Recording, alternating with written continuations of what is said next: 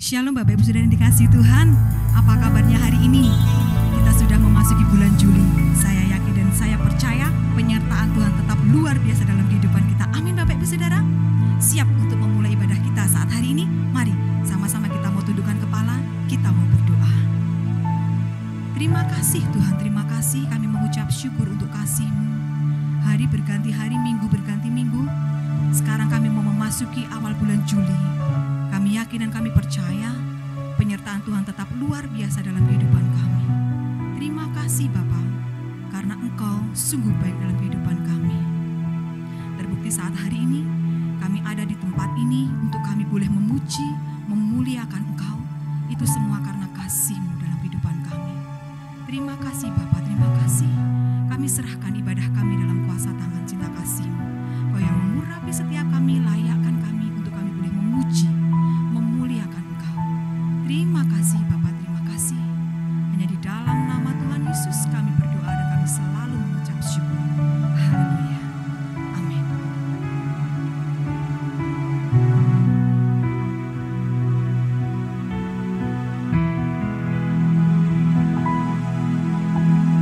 Seperti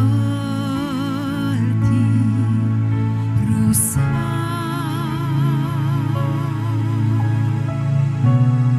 merindukan air,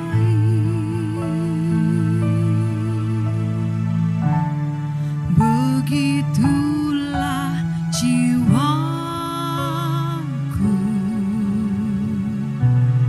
merindukan Engkau.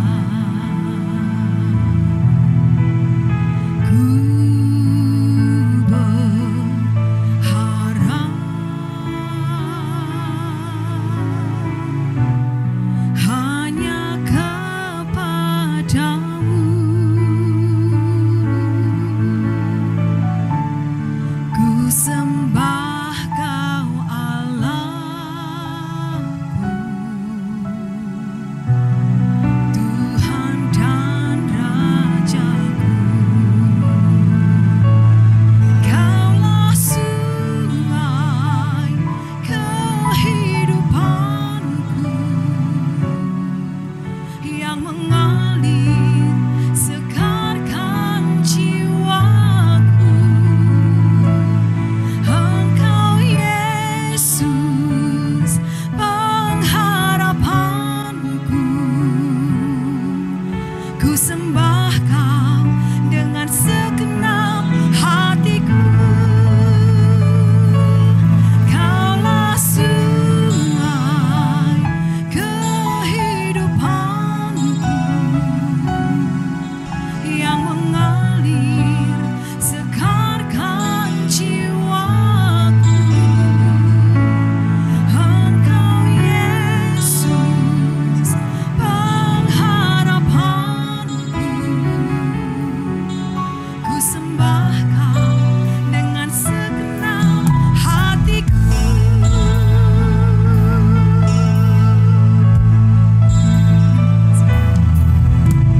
Seperti rusa merindukan air, begitu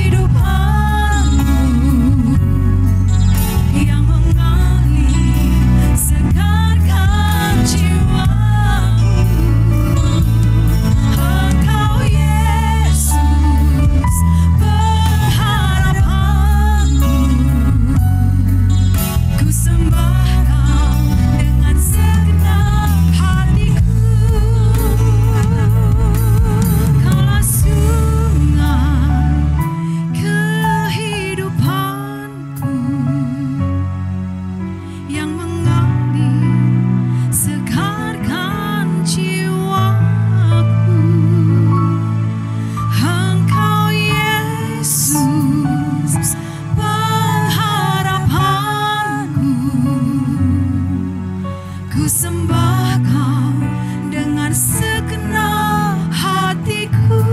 Sekali lagi katakan, Kaulah sungai kehidupanku yang mengalir segarkan jiwaku. Engkau Yesus pengharapanku. Ku sembah Kau dengan segenap hatiku.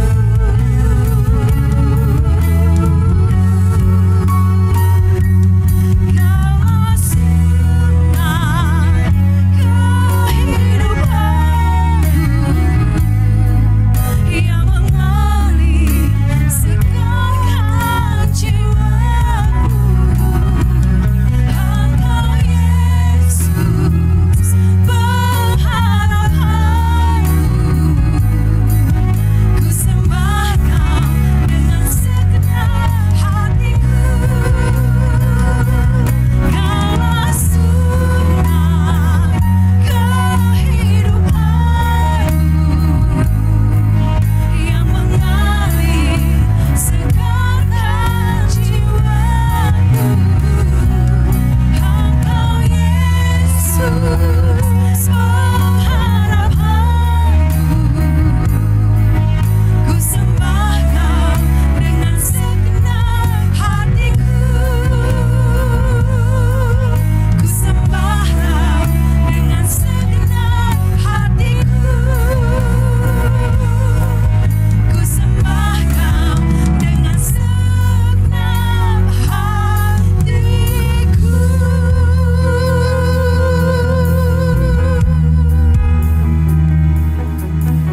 Kami sembah Engkau, kami mau tinggikan.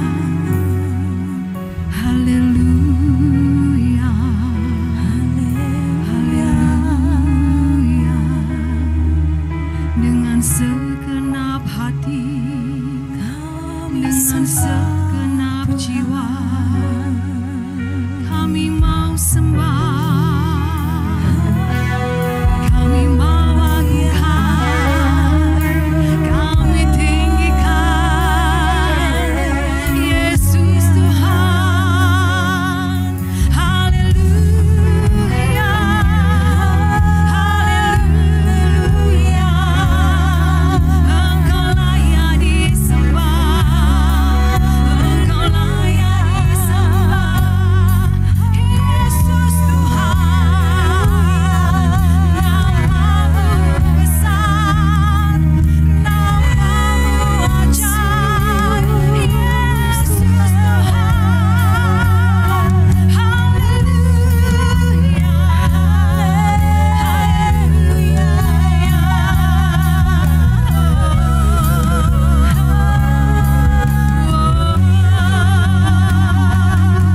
Kuasa-Mu dahsyat Tuhan, berwenang ajaib.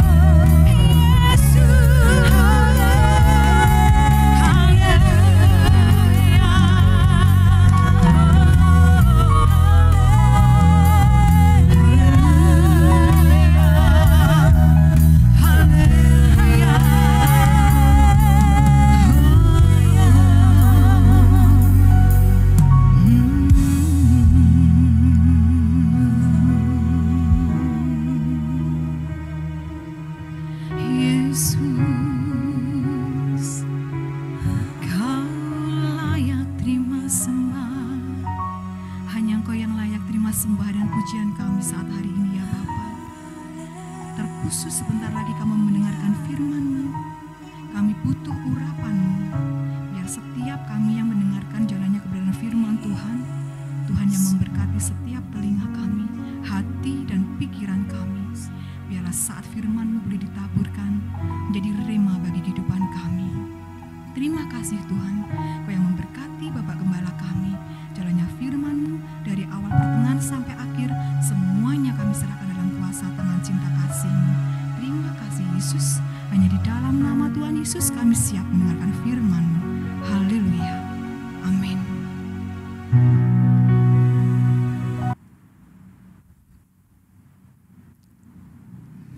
Salam sejahtera, salam sehat buat kalian semua para hadirin jemaat Allah yang saya kasih dimanapun saudara berada hari ini, terutama saudara yang sudah bergabung di acara online ibadah ini. Dari tempat ini saya ucapkan Shalom. Hari ini tema khotbah saya yang saya sampaikan, menyangka itu berbahaya. Tema khotbahnya menyangka itu berbahaya. Ya, jadi yang artinya apa? Hidup Kristen itu bukan menyangka. Sebab apa? Sebab menyangka itu hanya sebuah persepsi. Ya, menyangka itu sebuah pemikiran. Menyangka itu sebuah prasangka dan itu belum tentu benar. Yang artinya hidup Kristen dikehendaki memang harus sesuai dengan firman Tuhan.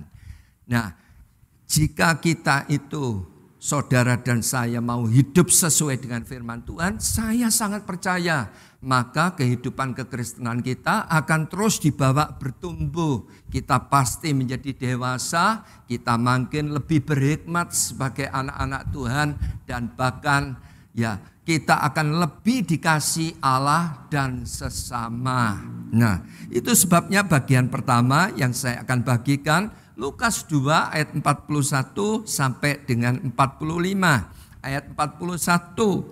Tiap-tiap tahun orang tua Yesus pergi ke Yerusalem pada hari raya Paskah 42. Ketika Yesus telah berumur 12 tahun, pergilah mereka ke Yerusalem seperti yang lazim pada hari raya itu 43. Sehabis hari-hari perayaan itu, ketika mereka berjalan pulang, tinggallah Yesus di Yerusalem tanpa diketahui orang tuanya. Ayat 44. Karena mereka menyangka bahwa ia ada di antara orang-orang seperjalanan mereka, berjalanlah mereka sehari perjalanan jauhnya, lalu mencari dia di antara kaum keluarga dan kenalan mereka. 45. Karena mereka tidak menemukan dia, kembalilah mereka ke Yerusalem sambil terus mencari dia.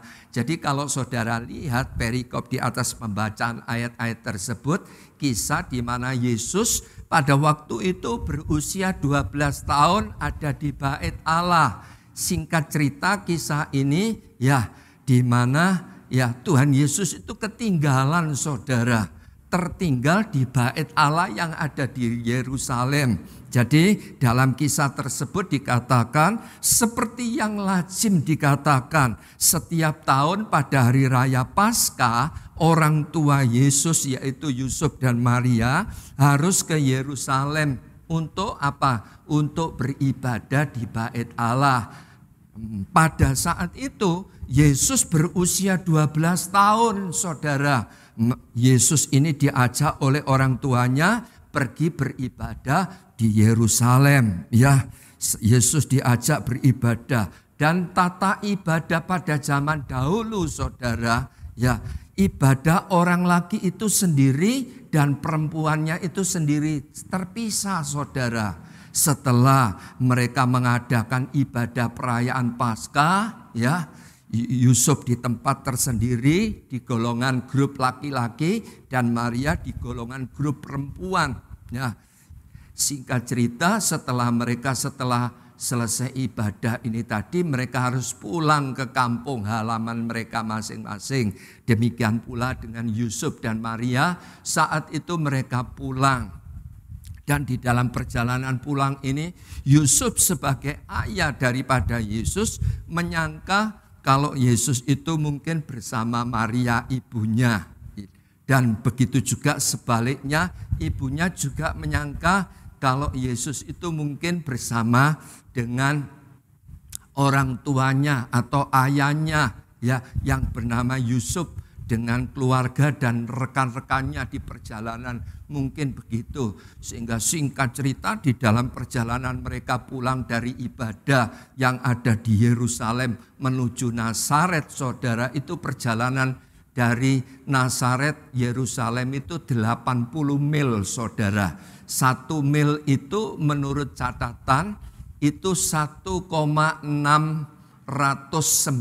kilo. Jadi total perjalanan mereka dari Nazaret ke Yerusalem, Yerusalem ke Nazaret ini 128 kilo. Jadi total PP pulang pergi berapa? 128 kali 2 berarti berapa? 256 kilo, saudara. Mereka pada waktu itu berjalan, saudara. Perjalanan itu ditempuh dari Nazaret sampai Yerusalem itu 1 hari penuh, saudara. Nah, setelah mereka pulang sampai di rumah, ternyata Yusuf ini ya sebagai ayah daripada Yesus tanya kepada istrinya Maria, Maria, Yesus di mana? Loh, aku mengira Yesus itu bersama-sama dengan kamu loh. Aku enggak bersama-sama dengan Yesus. Hanya apa, saudara? Mereka suami istri ini ribut gara-gara apa, saudara? Kehilangan Yesus. Yesusnya tertinggal di mana, saudara? Di Yerusalem, saudara. Sehingga mereka berdua suami istri ini panik, saudara. Dia sangat cemas sebab anak satu-satu yang dipercayakan, saudara bisa bayangkan ya, kalau orang tua dipercayakan anak, anaknya ini pada waktu diajak berpergian dan kemudian tertinggal. Bingung enggak, saudara? Pasti bingung, saudara. Pasti cemas. Demikian pula mereka berdua ini. Sehingga 1 hari penuh saat itu, ya, Yusuf dan Maria ini dapat ditafsirkan dia mencari kepada keluarganya yang ada di Nazaret. Tanya-tanya, apa ada Yesus di rumah ini? Tanya dari rumah ke rumah. Tanya ke rumah teman-teman yang lain. Ternyata dicari, saudara, putar-putar di Nazaret. Yesusnya tidak ketemu, saudara. Sehingga singkat cerita, ya, Yusuf dan Maria harus balik ke Yerusalem mencari Yesus, saudara. Mereka harus berjalan lagi berapa kilo, saudara? 128 kilo, saudara bisa bayangkan. Sambil berjalan mungkin cemas, mungkin sedih, mungkin menangis ya. Kehilangan anak itu pasti sedih, saudara. Pasti susah, betul tidak, saudara? Ya, ternyata pada waktu sampai di Yerusalem dicari-cari, akhirnya ya waktu 3 hari, saudara, dicatat di dalam Alkitab. 3 hari kemudian Tuhan Yesus itu ketemu, saudara. Ketemunya di mana? Di Bait Allah. Pada waktu itu Yesus sedang mengajar, berbincang dengan alim ulama, ada di Bait Allah. Nah, jadi dari kisah ini bagian yang pertama saya mau katakan, hidup Kristen memang bukan menyangka, saudara. Ya, bukan menyangka, saudara. Sebab apa? Menyangka itu hanya sebuah persepsi, sesuatu yang dipikirkan dan belum tentu benar. Nah, kalau kita kaitkan dengan zaman sekarang, hari-hari ini banyak orang terjebak dalam hal apa, saudara? Menyangka, ya. Seperti contoh kisah-kisah hari-hari sebelum Lebaran lah. Ini sudah lewat Lebaran. Sebelum Lebaran ada banyak orang pengusaha itu kan bilang gini, mereka menyangka kalau aku stok barang ya sebelum Lebaran ini banyak, ya nanti Lebaran pasti laku keras. Betul tidak, saudara? Tetapi kenyataannya kena mas COVID. Betul tidak, saudara? Sehingga kacau.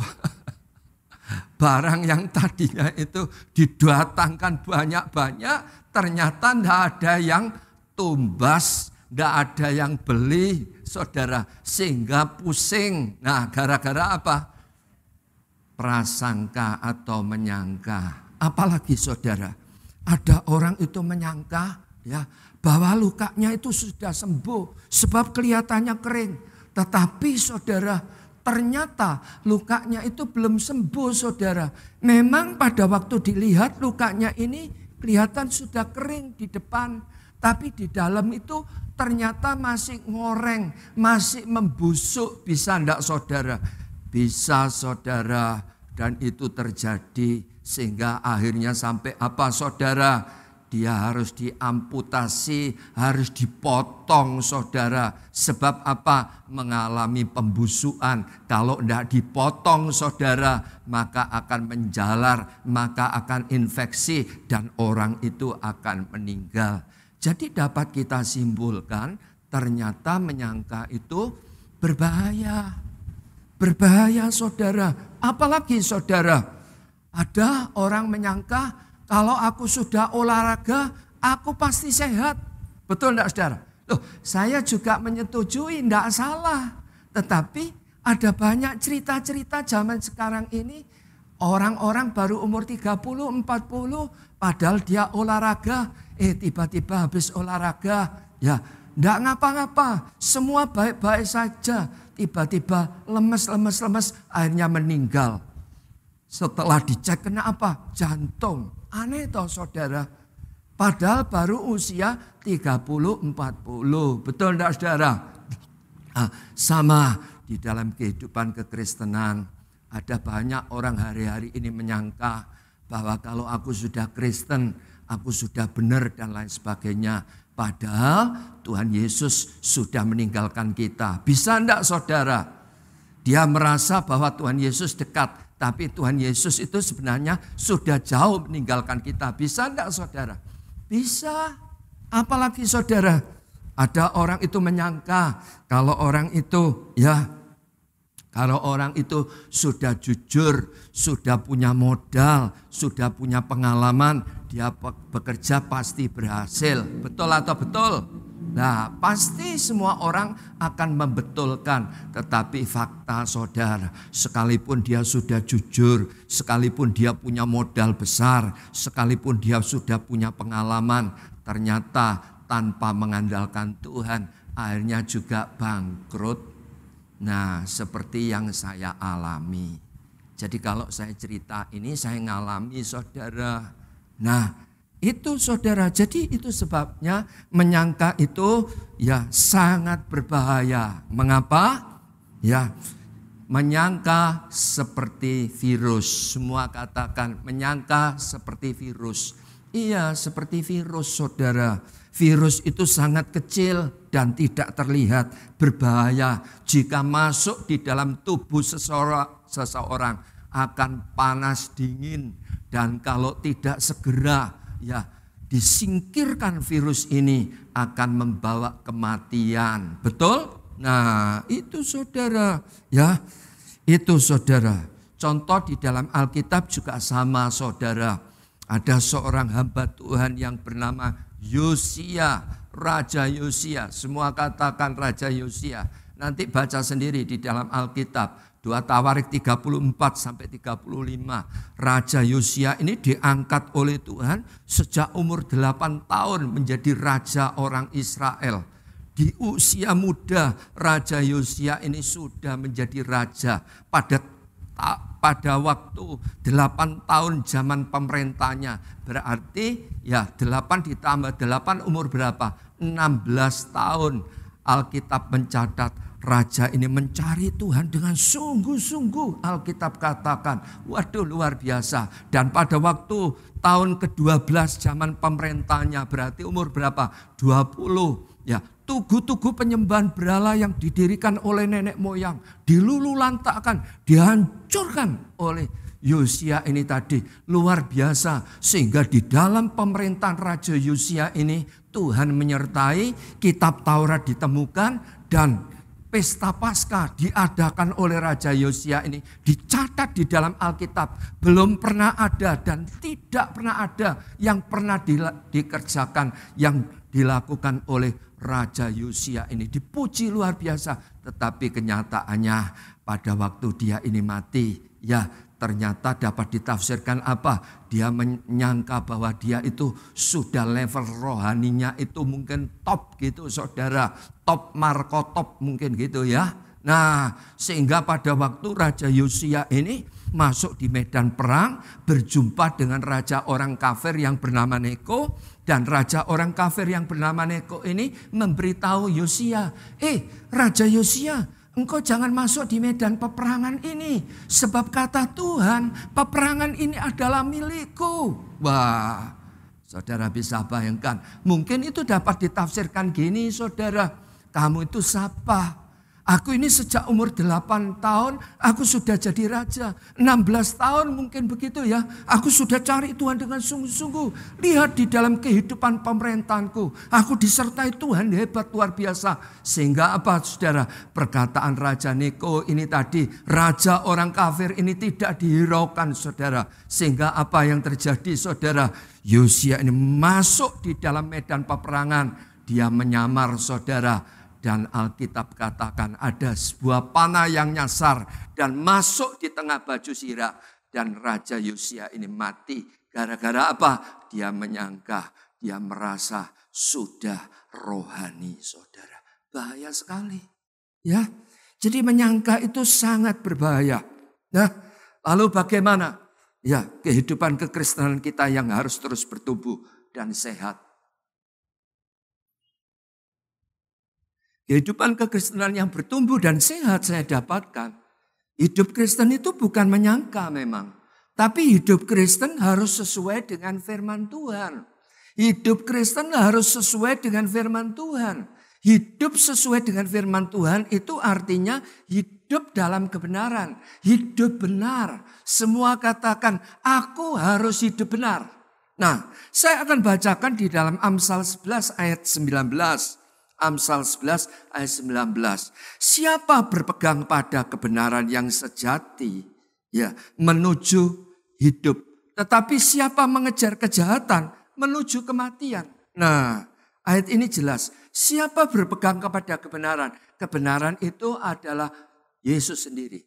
Kebenaran itu adalah firman Tuhan. Siapa berpegang kepada kebenaran akan hidup. Tetapi orang yang mengejar kejahatan akan mati. Dikatakan saudara, ya, mengejar kejahatan menuju kematian. Nah, hari-hari ini saudara harus sadar, iblis itu sedang bergolak, iblis itu sedang bergerak, mendorong setiap anak-anak Tuhan ini supaya keluar dari jalur kebenaran saudara. Supaya mereka ini tidak mengejar kebenaran, supaya mereka ini malas untuk cari Tuhan. Nah, ini bahaya sekali. Sehingga apa? Dunia zaman sekarang ini oleh karena goncangan sedang terjadi saudara. Ya, secara fakta hari-hari ini banyak orang itu stres. Mereka itu harus bekerja mati-matian untuk mengejar apa? Mengejar duit bukan mengejar Tuhan. Betul enggak saudara? Nah, sedang Alkitab berkata orang yang mengejar kejahatan akan mengalami kematian. Betul enggak saudara? Nah, itu sebabnya saya sebagai hamba Tuhan, saya mengingatkan, engkau boleh-boleh saja beraktivitas di dalam kehidupanmu untuk mengejar ya perekonomian, untuk memulihkan perekonomian. Tetapi satu hal saya mau katakan, jangan lupa engkau menyediakan waktu untuk cari Tuhan. Amin. Itu penting sekali. Di dalam Amsal 14 ayat 34 dikatakan, kebenaran meninggikan derajat bangsa, tetapi dosa adalah noda bangsa. Nah, hari-hari ini dikaitkan dengan hari-hari ini kita juga harus sadar. Ya, di negeri kita juga digoncang perekonomian ini. Kalau kita tidak hati-hati, kita bekerja, bisa tidak dengan cara-cara yang tidak halal. Bisa enggak? Bisa saudara. Saya mau katakan jangan ikut-ikutan dunia. Kita harus pakai cara benar. Hidup kekristenan harus sesuai dengan firman Tuhan. Sebab dikatakan kebenaran meninggikan derajat. Yang artinya kalau saudara sungguh-sungguh tetap di jalur kebenaran, Tuhan akan mengangkat derajat saudara. Tetapi dosa dikatakan adalah noda bangsa. Ya, jadi apalagi saudara hidup sesuai dengan firman Tuhan itu adalah apa? Hidup menurut apa yang Tuhan katakan atau Tuhan suruhkan. Itu penting saudara. Jadi bukan fokus kepada masalah, bukan fokus kepada fakta, bukan fokus kepada perkataan-perkataan orang. Yang artinya apa? Yang artinya jika iblis itu serang kita dengan berbagai permasalahan, persoalan, fakta-fakta ini tadi. Ya, kita jangan menyetujui, kita jangan diam. Tetapi apa saudara? Kita harus memperkatakan firman Tuhan. Kita harus berkata positif. Contohnya gimana Pak? Contohnya kalau saudara tertekan oleh karena fakta, oleh karena ya kehidupan ini tadi, ya permasalahan-permasalahan ini tadi, saudara tertekan, saudara jangan diam, saudara. Jangan diam, jangan cuma menyetujui fakta-fakta ini, tetapi saudara mulai membalikkan keadaan.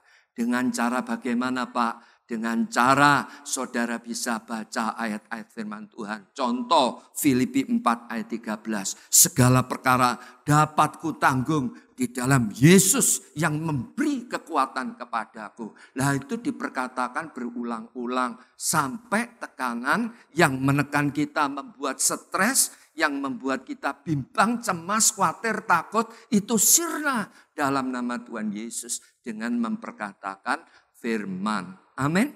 Ya gitu saudara. Contoh di dalam Alkitab, ini kisah ditulis di dalam Alkitab. Satu ketika Tuhan Yesus ada di satu tempat. Dan saat itu ada seorang muda yang kaya raya sekali.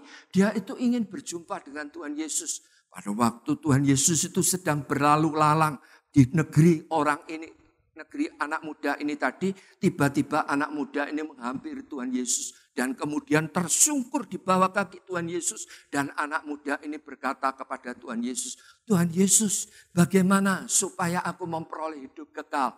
Dan Tuhan Yesus memberikan jawab kepada anak muda ini tadi, kalau engkau ingin hidup kekal nak, ya, jangan membunuh, jangan berzina, jangan bersaksi dusta, janganlah engkau mengambil hak orang lain, janganlah engkau sebagai anak muda, engkau tidak menghargai, menghormati orang tuamu. Sebab Tuhan Yesus sedang membicarakan sebagian daripada 10 perintah Allah, saudara.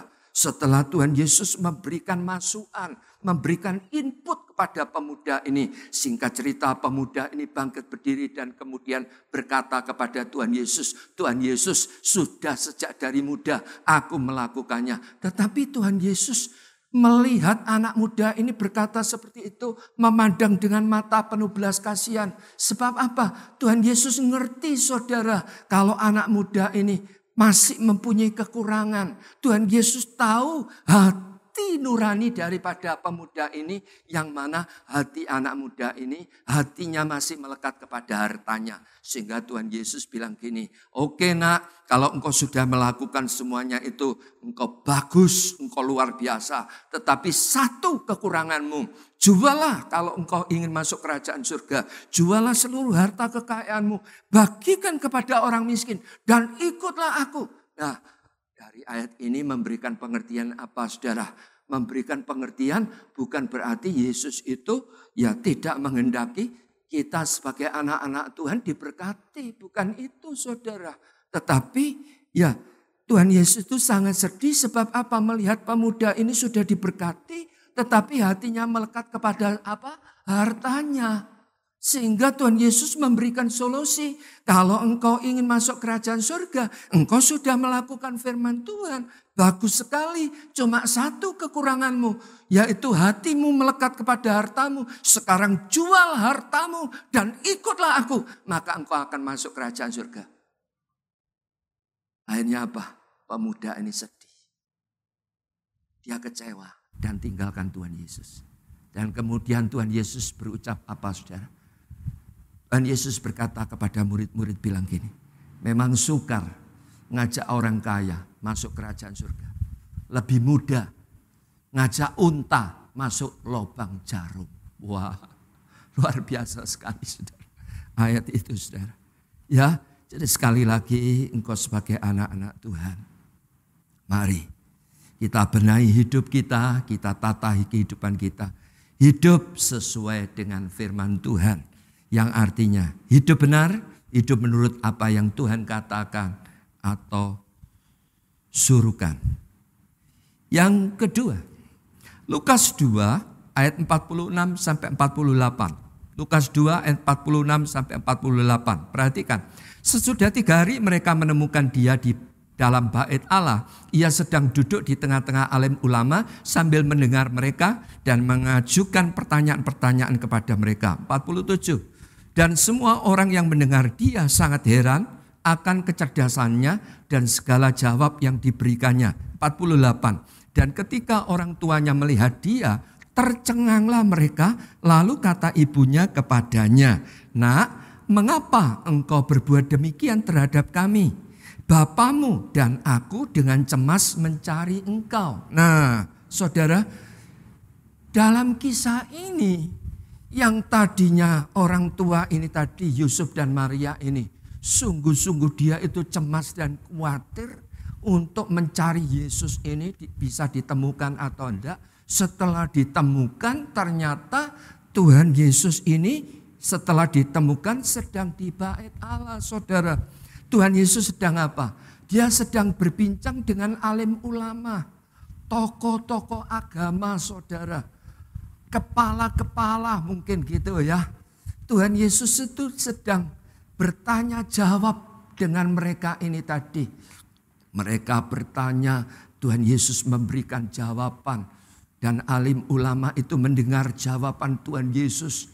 Mereka menjadi takjub dan heran. Waduh, hebat luar biasa. Ini anak baru umur 12 tahun. Kecerdasannya canggih, hebat sekali. Waduh, luar biasa. Bahkan sampai orang tuanya pun pada waktu menemukan dan melihat Yesus sedang berbincang dengan alim ulama ini tadi juga heran dan takjub, saudara. Jadi yang artinya apa, saudara? Ya, jadi yang artinya, saudara, saya mendapatkan gini, kehidupan kekristenan yang bertumbuh dan menjadi sehat. Satu, memang hidup kita harus sesuai dengan firman Tuhan. Yang kedua, dari ayat ini saya mendapatkan, saudara, hidup kekristenan kita harus banyak tanya dan dengar dari Tuhan. Itu penting, saudara. Jadi hidup kekristenan yang sehat, kehidupan kekristenan yang bertumbuh memang bukan menyangka, saudara. Hidup Kristen itu bukan menyangka, tetapi hidup Kristen itu harus banyak tanya, dengar, dan apa, saudara? Dari Tuhan. Tanya dan dengar dari Tuhan. Kita harus banyak tanya supaya apa? Supaya kita jangan menyesatkan orang lain. Jadi gini loh, saudara, sebelum kita itu membagikan sesuatu kepada orang lain, kalau kita itu belum dapat dari Tuhan, nah cuma pengetahuan kita, nah itu berbahaya sekali, saudara. Tetapi sebelum kita memberikan jawab kepada orang-orang ini, kita tanya Tuhan, kita dengar Tuhan, setelah Tuhan itu memberikan jawab, kita bagikan kepada orang tersebut. Tak rasa orang tersebut pasti akan diberkati. Amin. Demikian pula Yesus pada zaman itu. Sekalipun Yesus itu masih muda, umur 12 tahun. Pada waktu alim ulama ini bertanya, Yesus bisa memberi jawab. Dan pada waktu Yesus itu memberi jawab, ya, mereka alim ulama ini mendengar. Mereka heran dan takjub. Waduh, sebab apa? Bukan dari pribadi Yesus sendiri. Gitu loh, saudara. Cocok seperti apa yang Alkitab katakan, saudara. Ya, cocok seperti Alkitab katakan. Ya, jadi memang kita harus banyak tanya dan dengar dari Tuhan.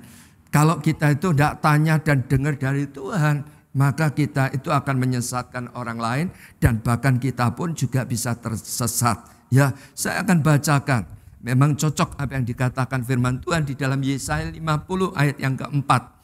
Dikatakan demikian, Tuhan Allah telah memberikan kepadaku lidah seorang murid, supaya dengan perkataan aku dapat memberikan semangat yang baru. Supaya dengan perkataan aku dapat memberikan semangat yang baru kepada orang yang letih lesu. Setiap pagi ia mempertajam pendengaranku untuk mendengar seperti seorang murid. Jadi jelas dari ayat ini, saudara, sebelum kita bagikan sesuatu, kita harus tanya Tuhan dulu, kita harus dengar dari Tuhan dulu, baru kita bagikan sesuatu. Jadi terutama dari ayat ini juga mengingatkan, setiap pagi dikatakan, ia mempertajam pendengaranku untuk mendengar seperti seorang murid. yang artinya saudara dan saya harus menyediakan waktu di pagi hari untuk tanya dan dengar yang dari Tuhan. Itu saudara, ya. Jadi ada banyak orang tidak dapat berhasil di dalam kehidupannya karena dia tidak mau tanya dan dengar dari Tuhan. Jadi itu saudara, memang perlu saudara. Jadi apalagi kondisi keadaan zaman sekarang ini, semua orang pada terguncang, semua orang pada bingung. Ini enaknya kerja apa, kan gitu ya. Hari-hari ini perekonomian sedang diguncang. Nah, saya mau katakan jangan ikut-ikutan. Kalau saudara ingin berhasil, saudara harus sediakan waktu. Ya, untuk apa? Untuk mencari Tuhan, untuk tanya Tuhan. Tuhan mau kerja apa aku Tuhan? Situasi keadaan seperti ini Tuhan. Aku mau jual masker, di luar sana sudah banyak orang jual masker. Tanya Tuhan saudara. Jadi jangan ikut-ikutan. Melihat tetangga jual bakso kok laris. Nah akhirnya kita jual bakso saudara. Bukan begitu saudara. Tanya dan dengar dari Tuhan sendiri. Jadi kalau tanya dari Tuhan dan Tuhan memberikan jawab, kita mendengar, kita kerjakan. Saya sangat percaya. Sebab apa? Hanya hikmat Tuhan dan kecerdasan dari Tuhan yang bisa membawa kepada kehidupan kita itu di atas rata-rata, ya.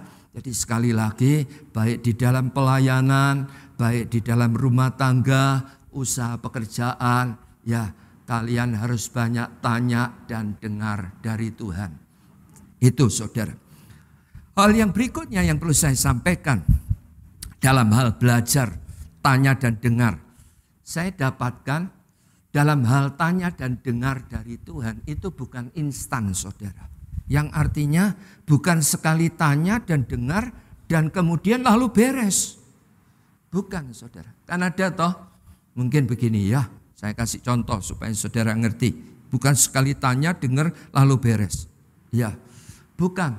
Tuhan itu terkadang langkah per langkah. Amin. Jadi tetapi pada umumnya ya. Manusia itu waktu keliru baru tanya Tuhan. Betul enggak saudara? Jangan saudara. Kita memang belajar. Soal tanya dan dengar itu bukan instan. Yang artinya contoh. Kalau saudara sudah berdoa. Tuhan aku ingin bekerja ini. Nah kemudian saudara dikasih sinyal, dikasih tanda. Saudara damai sejahtera. Setelah saudara katakan buka warung makanlah katakan. Ya ini sekedar contoh ya. Buka warung makan, saudara sudah sejahtera, saudara ya mengalami damai sejahtera, buka warung makan. Nah setelah buka warung makan, yang namanya warung makan sekali buka itu tidak langsung rame gitu, tidak saudara. Semua itu tidak ada istilah ujuk-ujuk itu tidak ada. Semua itu pasti melalui apa saudara? Proses, melalui latihan, melalui ketekunan. Begitu saudara. Jadi yang namanya belajar, tanya dan dengar itu bukan instan. Butuh latihan, butuh ketekunan. Jadi kalau saudara mungkin seperti contoh tadi saya katakan saudara buka warung. Ya mungkin belum laku. Ya saudara harus berjuang terus. Gitu saudara. Jadi jangan sampai baru buka warung baru sebulan belum ada penambahan. Ya omset ini tadi terus ditutup. Waduh. Saya rasa ya tidak bisa begitu saudara. Sebab kalau saudara teliti di dalam Alkitab, yang namanya belajar tanya dan dengar Tuhan itu memang bukan instan.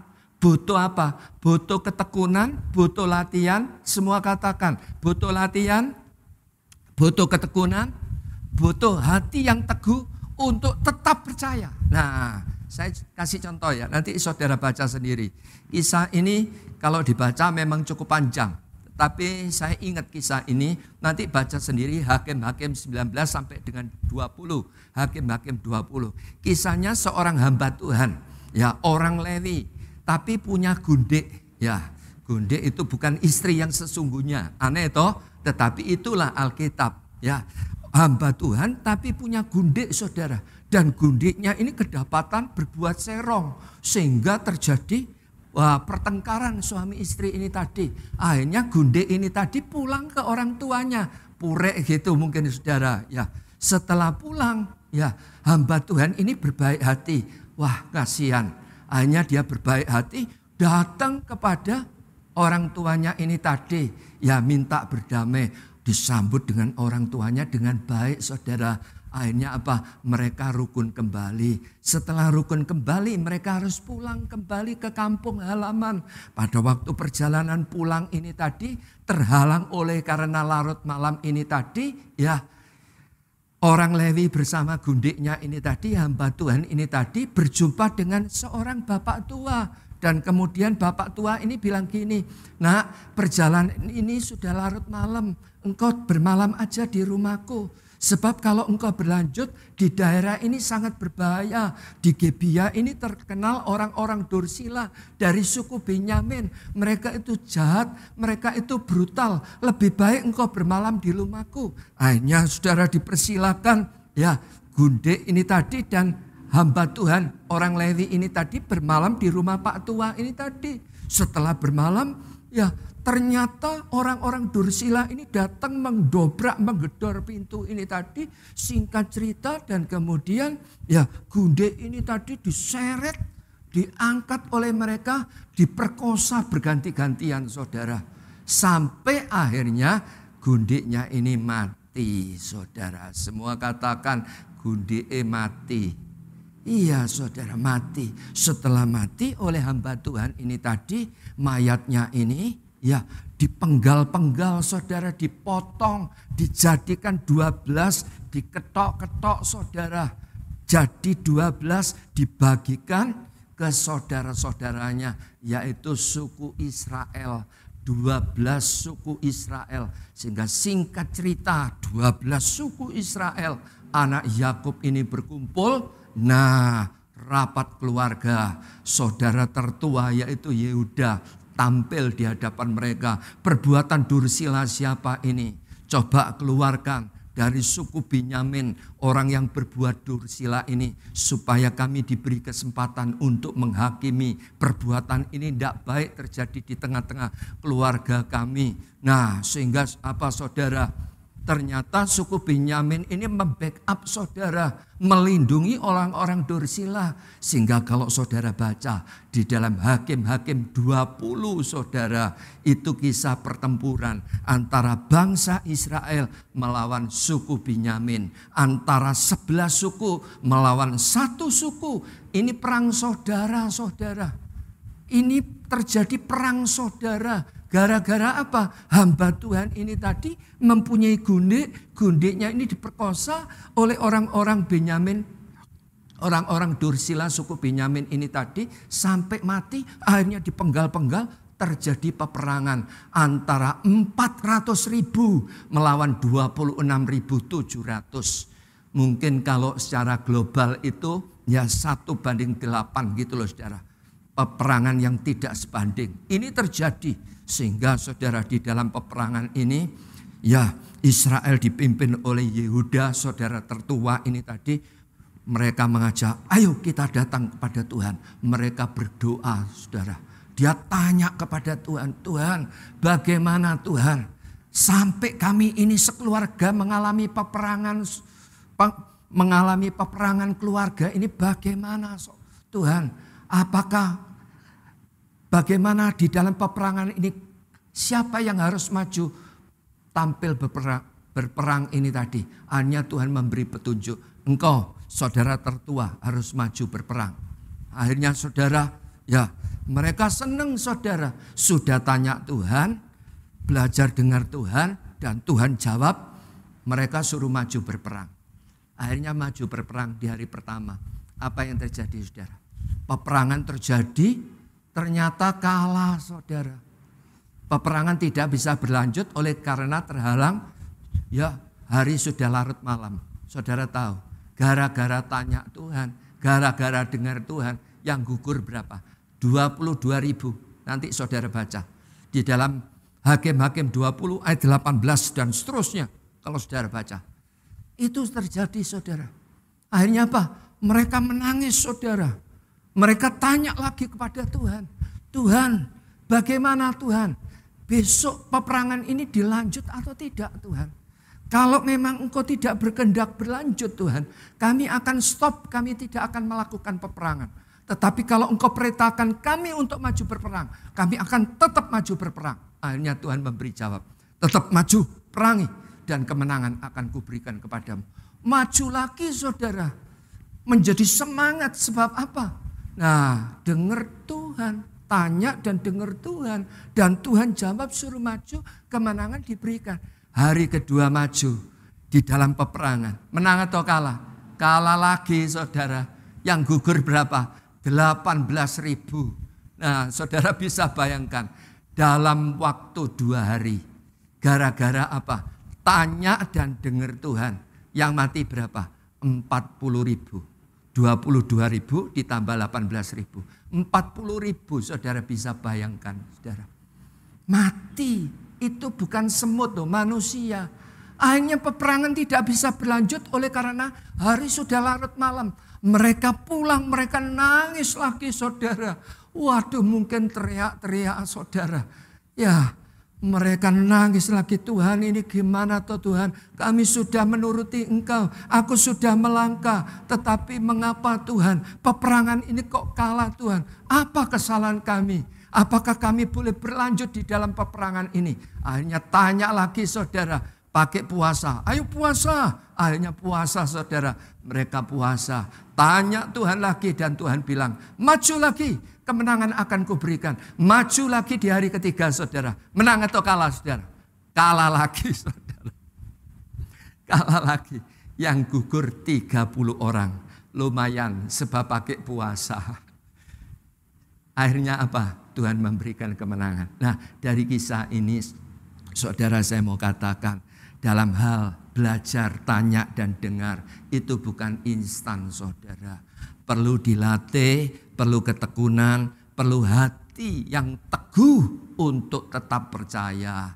Amin. Yang berikut, Lukas 2 ayat 49 sampai dengan 50, ayat 49. Jawabnya kepada mereka, mengapa kamu mencari aku? Tidakkah kamu tahu bahwa aku harus berada di rumah Bapakku?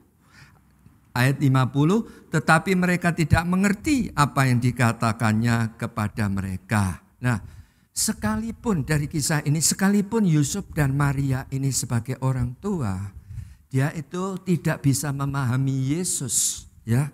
Tetapi di sini kita melihat, ya, setelah berjumpa, ya, di mana Tuhan Yesus ini tadi ternyata di bait Allah, Tuhan Yesus sedang apa? Berbincang dengan alim ulama.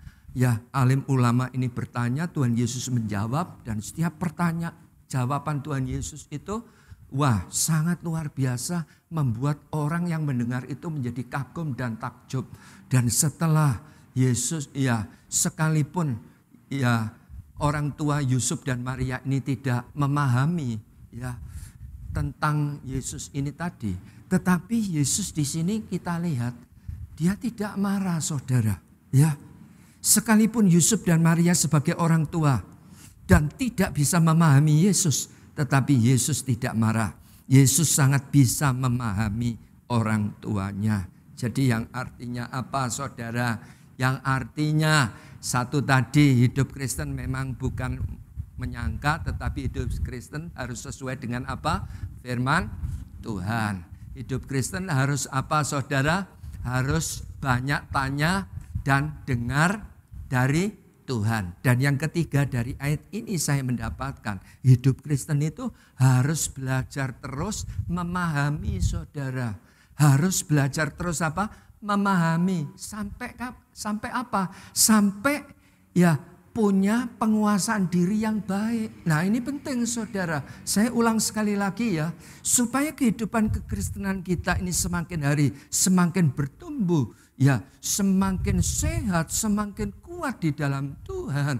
Ya kehidupan kekristenan selain kita ini ya harus hidup sesuai dengan firman Tuhan. Hidup kekristenan harus selalu banyak tanya ya dan dengar dari Tuhan. Yang berikutnya hidup Kristen saudara harus belajar terus memahami sampai punya penguasaan diri yang baik saudara.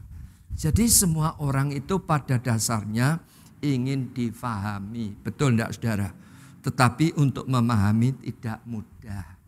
Betul? Nah, demikian pula pada waktu Yesus ini tadi ada di bait Allah sedang berbincang dengan alim ulama. Setelah ditemukan, ditegur oleh orang tuanya.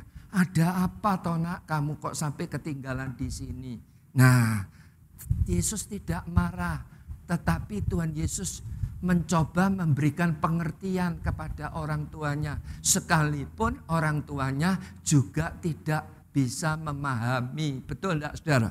Nah itu saudara, jadi ada istilah gini loh saudara. Ya, semakin tinggi tingkat seseorang, ya, semakin dia itu harus mengerti orang lain. Setuju enggak? Saya ulang sekali lagi ya saudara. Istilah ini baik sekali. Semakin tinggi tingkat seseorang, seharusnya ya, semakin dia itu harus mengerti orang lain. Betul ya? Ini penting loh saudara. Ya, semakin tinggi tingkat seseorang, semakin orang lain itu susah untuk mengerti dia. Nah, demikian pula Yusuf dan Maria, sekalipun dia ini orang tua, tapi Yesus adalah Yesus, Raja di atas segala raja, Allah yang luar biasa. Betul enggak saudara? Sehingga apa? Sekalipun orang tuanya ini tidak bisa memahami, tapi Yesus ini ya tidak marah. Tetap ada penguasaan diri yang baik. Itu sebabnya pelajaran ini mengingatkan sekali lagi bahwa hidup Kristen itu memang harus terus belajar memahami. Yang namanya memahami itu tidak boleh berhenti saudara. Terus ya, sampai kapan? Sampai Tuhan Yesus datang. Sebab apa? Sampai detik ini loh. Tuhan Yesus itu masih memahami Bapak, Ibu, Saudara dan saya enggak saudara? Masih. Kalau melihat kekurangan kelemahan kita, banyak enggak? Banyak. Tapi Tuhan Yesus masih memahami kita loh. Kita masih diberikan kesempatan. Betul? Nah, memahami itu berbicara apa? Pengorbanan, korban, berbicara bayar harga. Jadi yang namanya korban itu pasti akan membuka pintu apa? Pintu berkat. Yang namanya korban pasti akan membuka pintu apa? Pintu lawatan. Yang namanya korban pasti membuka pintu apa?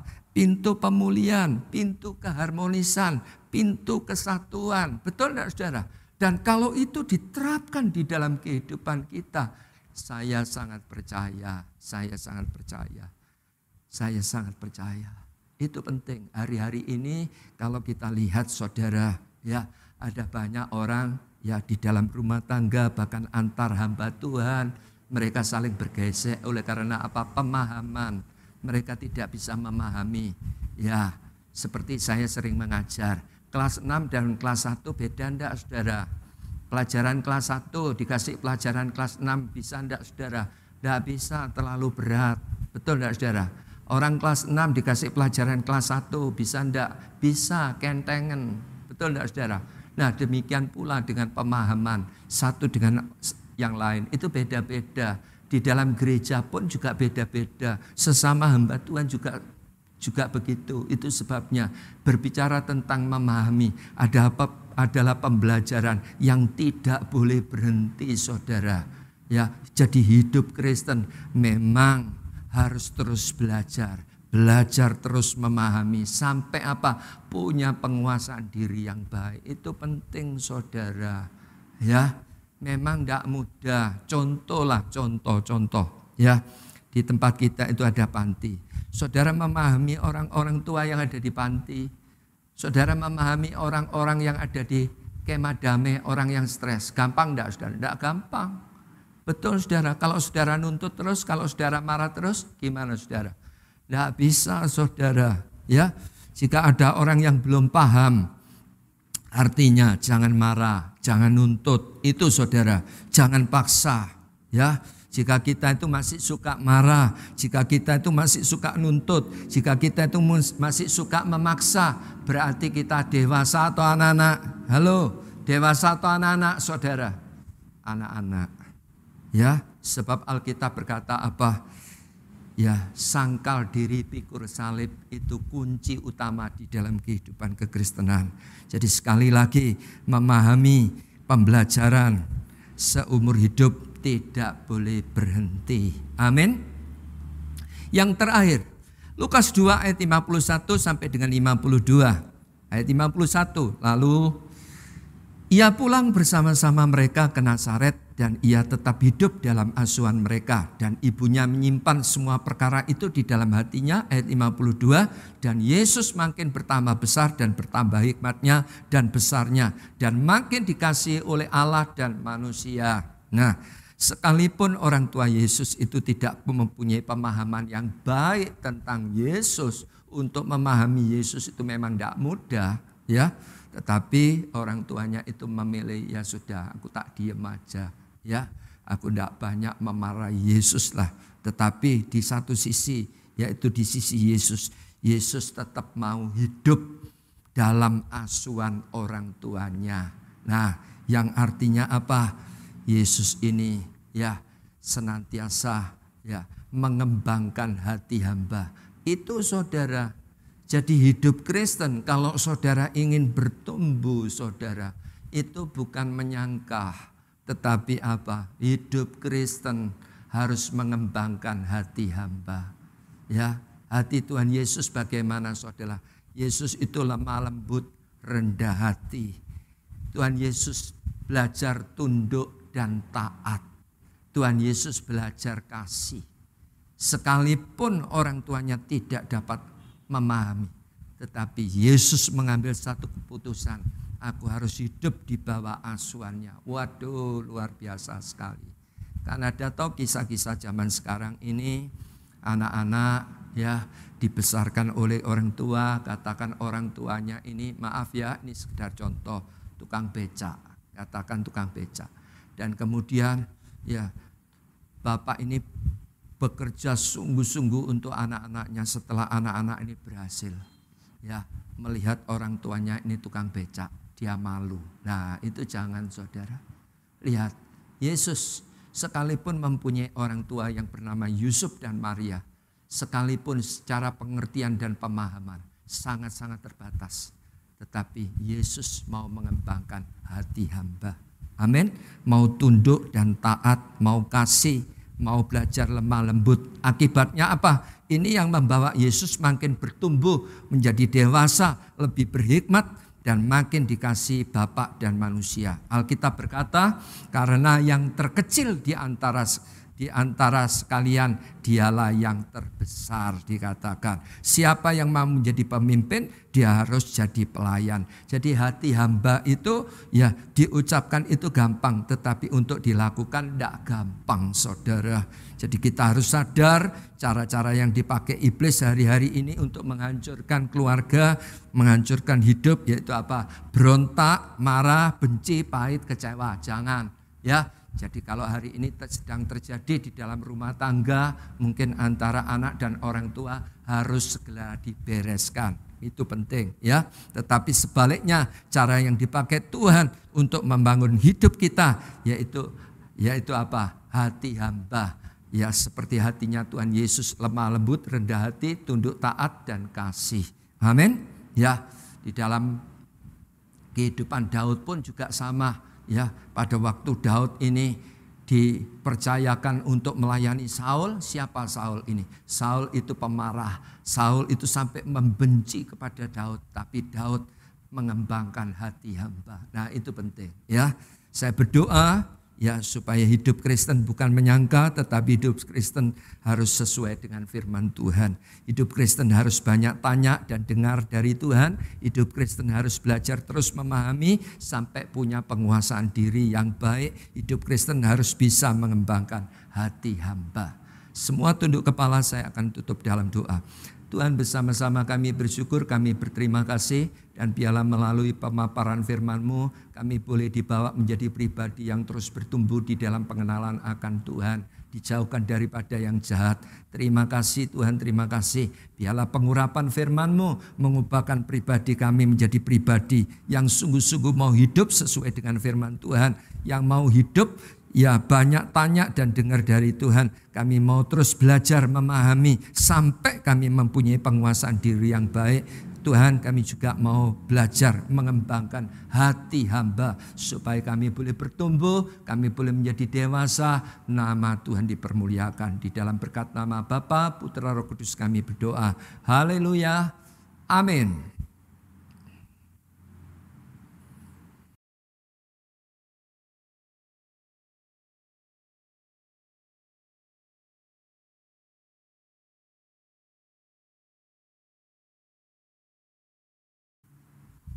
Sekarang kita akan masuk dalam sakramen perjamuan kudus. Sebelum kita makan roti yang adalah tubuh Kristus dan anggur yang adalah darah Kristus, saya memberikan penjelasan sebentar. Perjamuan kudus mengingatkan kita bahwa Yesus telah mati untuk untuk menebus dosa kita. Dan kalau kita mau bertobat sungguh-sungguh dan percaya kepada Yesus, maka segala dosa kita akan disucikan oleh kuasa darah-Nya yang kudus. Berikutnya, perjamuan kudus mengingatkan kita juga bahwa kita harus selalu bersekutu, melekat dan intim dengan Kristus yang adalah pokok anggur yang benar. Amin, saudara. Sebelum kita makan dari roti dan anggur ini, kalau kita sungguh mengasihi Yesus, saya mau katakan, ya kita harus selalu mengasihi sesama. Yang artinya apa? Kalau hari ini saudara mungkin ada kepahitan, kejengkelan, kebencian, kekecewaan, bereskan dulu, ya, ampuni dulu, ya, dan kemudian apalagi kita harus siap juga memberitakan kematian dan kedatangan Yesus, yang artinya tidak lama lagi Yesus akan segera datang. Kita harus mempersiapkan diri untuk menjadi mempelai wanita dengan pakaian kudus seperti kain linen halus yang berkenan kepada Dia. Ya, saya akan bacakan terlebih dahulu firman Tuhan di dalam 1 Korintus 11 ayat 23 sampai dengan 25. Demikianlah firman Tuhan ayat 23. Sebab apa yang telah kuteruskan kepadamu telah aku terima dari Tuhan, yaitu bahwa Tuhan Yesus pada malam waktu Ia diserahkan mengambil roti ayat 24. Dan sesudah itu ia mengucap syukur atasnya, ia memecah-mecahkannya dan berkata, inilah tubuhku yang diserahkan bagi kamu, perbuatlah ini menjadi peringatan akan aku. Ayat 25, demikian juga ia mengambil cawan sesudah makan, lalu berkata, cawan ini adalah perjanjian baru yang dimeteraikan oleh darahku. Perbuatlah ini setiap kali kamu meminumnya menjadi peringatan akan aku. Ya, mari kita siapkan roti kita ini tadi, kita angkat tinggi-tinggi. Bapa Surgawi, kami mengucap syukur untuk roti yang sudah Engkau berkati, yang mengingatkan tubuh-Mu yang telah dipecah-pecahkan karena dosa-dosa kami. Biar kami sungguh percaya kepadamu. Apakah saudara percaya bahwa roti yang sudah diberkati ini ada persekutuan dengan tubuh Tuhan Yesus Kristus? Amin. Kita makan roti ini dengan iman, kita berkata, dalam nama Tuhan Yesus Kristus.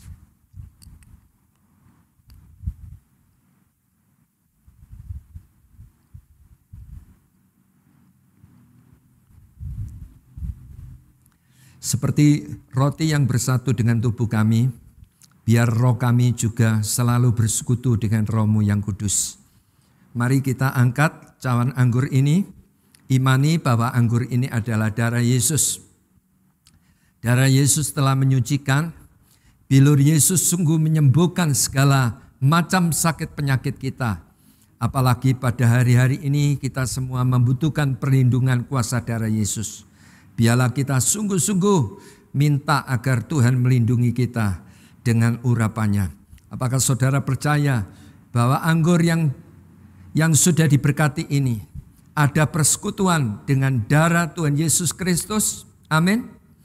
Kita minum anggur ini dengan iman, kita berkata, dalam nama Tuhan Yesus Kristus.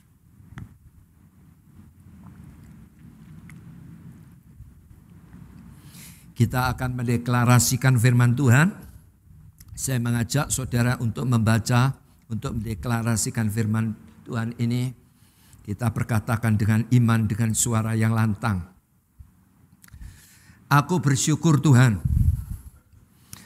Engkau rela tertikam oleh pemberontakanku. Engkau rela diremukkan oleh karena kejahatanku. Bahkan oleh bilur-bilurmu. Aku sembuh oleh kasih karuniamu. Engkau menghadiahi aku dengan keselamatan. Aku bersyukur Tuhan, Engkau membuat aku takut akan namamu. Aku bersyukur Tuhan, kuasa-Mu yang menyelamatkan. Pasti terbit laksana matahari dan sinarnya membawa penyembuhan bagi keluargaku. Bahkan Engkau membuat aku hidup penuh dengan sukacita. Aku bersyukur Tuhan, karena Engkau sudah mengampuni semua pelanggaranku. Dan saat ini aku sembuh, aku sehat, aku kuat karena Tuhan. Tundukkan kepala, saya berdoa. Bapa Surgawi, kami mengucap syukur karena kami bisa bersekutu dengan tubuh dan darah-Mu melalui perjamuan kudus ini. Biar Engkau lanjutkan kasih setia-Mu dalam kehidupan kami. Sekalipun di dalam hidup ini, ya masih ada pandemi COVID-19, kami tetap mohon proteksi Tuhan. Kami tetap percaya perlindungan-Mu atas bangsa negara kami Indonesia nyata untuk kami. Berikanlah hikmat akal budi kepada para pemimpin bangsa kami. Dari pemerintah tertinggi di pusat sampai ke daerah. Dan kami pun sangat percaya Tuhan akan menolong. Dan Tuhan akan memulihkan perekonomian bangsa kami. Sehingga kami selalu mengalami penyertaan Tuhan dalam hidup ini. Sekarang saudara yang dikasihi Tuhan, terimalah kasih dari Allah Bapa Surgawi, kasih karunia Tuhan Yesus Kristus dan persekutuan Roh Kudus menyertai kita semua hari ini sampai selama-lamanya. Haleluya. Amin. Tuhan Yesus memberkati.